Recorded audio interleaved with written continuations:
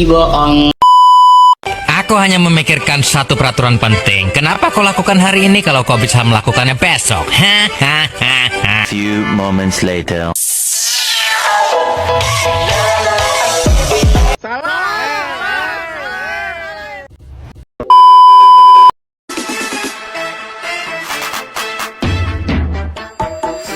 Like this, you make me freeze. Like this, got double cheese. I squeeze, still and not chef kiss.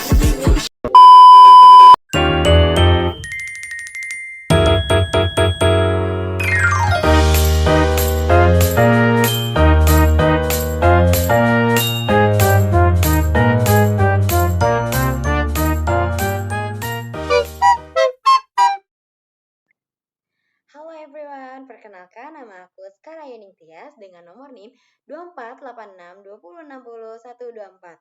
Aku berasal dari Prodi PGSD, Fakultas Keguruan dan Ilmu Pendidikan, Universitas Muhammadiyah Tangerang, Unggul. Di sini aku akan menjelaskan tentang pendekatan pembelajaran deep learning dalam pendidikan. Jangan lupa disimak ya. Di sini saya akan menjelaskan pendekatan pembelajaran deep learning dalam pendidikan. Yang pertama ada pengertian deep learning. Deep learning dalam konteks pendidikan yaitu mengacu pada pendekatan pembelajaran yang menekankan pemahaman mendalam, keterhubungan antara konsep, serta penerapan pengetahuan pada situasi nyata. Yaitu seperti cara belajar yang bikin kita paham pelajaran dengan sangat mendalam. Kita tidak hanya belajar sekadarnya saja, tetapi kita juga menghubungkan ide-ide yang kita pelajari dan menggunakan pengetahuan itu di dalam kehidupan sehari-hari kita. Selanjutnya, deep learning menurut Hattie dan Dono, yaitu deep learning melibatkan aktivitas kognitif yang lebih tinggi, seperti menganalisis, mengevaluasi, dan menciptakan. Selain itu juga, pendekatan ini membantu siswa mengembangkan pola pikir bertumbuh atau growth mindset, yaitu keyakinan bahwa kemampuan mereka dapat terus berkembang melalui usaha dan pembelajaran yang berkesinambungan. Selanjutnya, deep learning menurut Biggs and Tang yaitu berorientasi pada penguasaan konsep yang mendalam dan pengembangan keterampilan berpikir kritis. Sedangkan menurut Kohn, pembelajaran mendalam merupakan pendidikan progresif yang berfokus pada pengembangan peserta didik dalam kemampuan berkolaborasi, pendekatan guru, dan pemahaman mendalam terhadap materi pelajaran. Pembelajaran mendalam ini meliputi pemahaman dan keterkaitan hubungan antara pengetahuan konseptual dengan konteks yang baru. Dengan demikian, pembelajaran diharapkan lebih aplikatif dan bermanfaat dalam kehidupan peserta didik. Jadi, dengan deep learning ini kita belajar nih bagaimana cara yang membuat kita bisa menggunakan apa yang kita pelajari dalam kehidupan nyata nih lebih bermanfaat gitu. Jadi pembelajaran ini lebih berguna dan bermanfaat bagi kita. Selanjutnya ada meaningful learning. Meaningful learning atau pembelajaran bermakna yang diperkenalkan oleh David Ausubel, yaitu pembelajaran bermakna yang mengacu pada proses di mana informasi baru diintegrasikan dengan konsep yang sudah ada dalam struktur kognitif peserta didik. Sehingga mereka bisa membangun pengetahuan mereka sendiri dan meningkatkan efisiensi serta efektivitas pembelajaran. Sedangkan menurut Agus Krisnobudianto, model pembelajaran meaningful learning yaitu pendekatan pembelajaran yang mengutamakan kebermaknaan belajar dengan menekankan pada sub skill dan efektivitas serta dengan pemanfaatan lingkungan sebagai sumber belajar. Pembelajaran difasilitasi untuk mengakses berbagai informasi termasuk pada keterampilan. Dengan demikian, pembelajaran bermakna ini dapat membantu kita belajar dengan lebih efektif dan memahami materi yang lebih baik karena kita menghubungkan informasi yang baru dengan pengetahuan yang sudah ada yang setelah kita ketahui sebelumnya. Selanjutnya ada mindful learning. Mindful learning adalah konsep belajar yang melibatkan kesadaran penuh terhadap apa yang sedang terjadi di dalam diri dan sekeliling peserta didik selama pembelajaran. Langer mendefinisikan mindfulness sebagai kondisi kognitif di mana seseorang aktif memperhatikan konteks dan perspektif baru dalam situasi yang dikenal.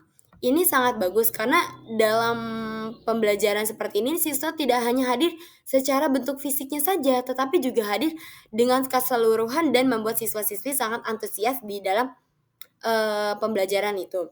Mindful learning berpengaruh terhadap kemampuan membaca kreatif siswa, meningkatkan kompetensi menulis, meningkatkan kontrol diri siswa, meningkatkan kompetensi pengetahuan, berpengaruh terhadap spiritualitas, memberikan kebahagiaan dan aktivitas yang sangat positif, menurunkan tingkat stres dan emosi negatif, meningkatkan minat belajar siswa dan berujung pada meningkatkan hasil belajar siswa.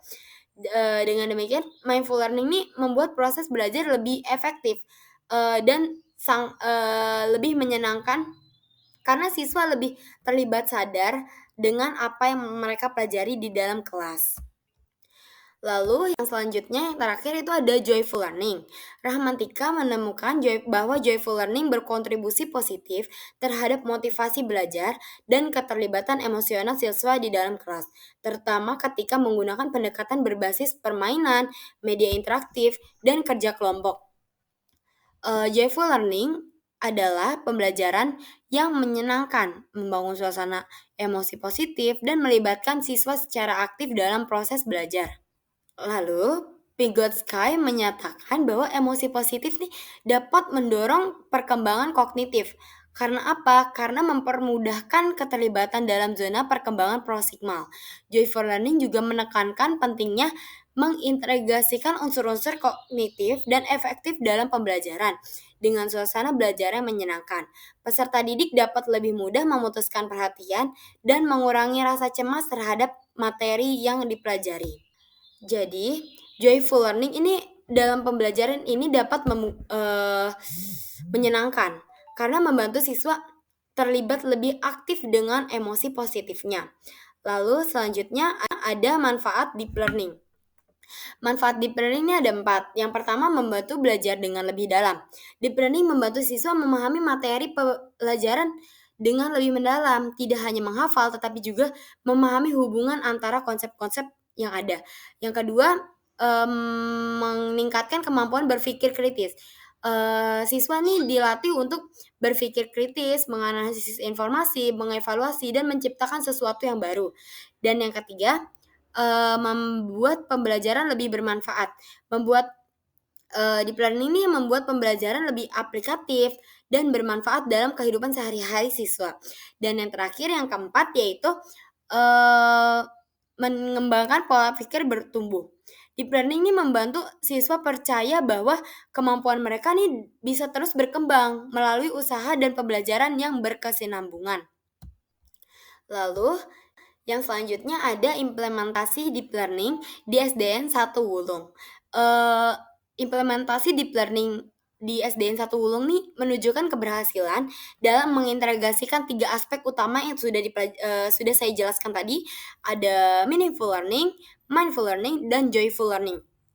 Jadi keberhasilan implementasi deep learning di SDN 1 Wulung ini membuktikan bahwa keterbatasan sumber daya bukanlah penghalang jika didukung komitmen kuat dan strategi adaptasi yang tepat. Model ini nih memberikan contoh transformatif pembelajaran bermakna di sekolah daerah semi urban. Lalu kesimpulannya, deep learning dalam pembelajaran adalah pendekatan yang menekankan pemahaman mendalam, keterhubungan antar konsep, dan penerapan pengetahuan pada situasi nyata. Dengan deep learning, siswa dilatih untuk berpikir kritis, menganalisis informasi, mengevaluasi, dan menciptakan sesuatu yang baru. Pendekatan ini membantu siswa meningkatkan pola pikir bertumbuh yang percaya kemampuan mereka dapat terus berkembang melalui usaha dan pembelajaran. Deep learning membuat pembelajaran lebih aplikatif dan bermanfaat dalam kehidupan sehari-hari siswa. Dengan demikian, deep learning memiliki manfaat yang signifikan dalam meningkatkan kualitas pembelajaran dan membantu siswa mengembangkan kemampuan berpikir kritis dan pola pikir bertumbuh. Di sini ada sumber jurnal dan buku yang saya kutip dari penjelasan yang sebelum-sebelumnya, dari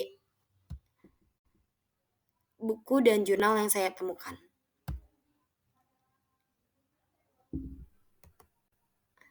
Sekian penjelasan tentang deep learning dari saya dan implementasinya. Sekian, semoga bermanfaat. Wassalamualaikum warahmatullahi wabarakatuh. Bye-bye.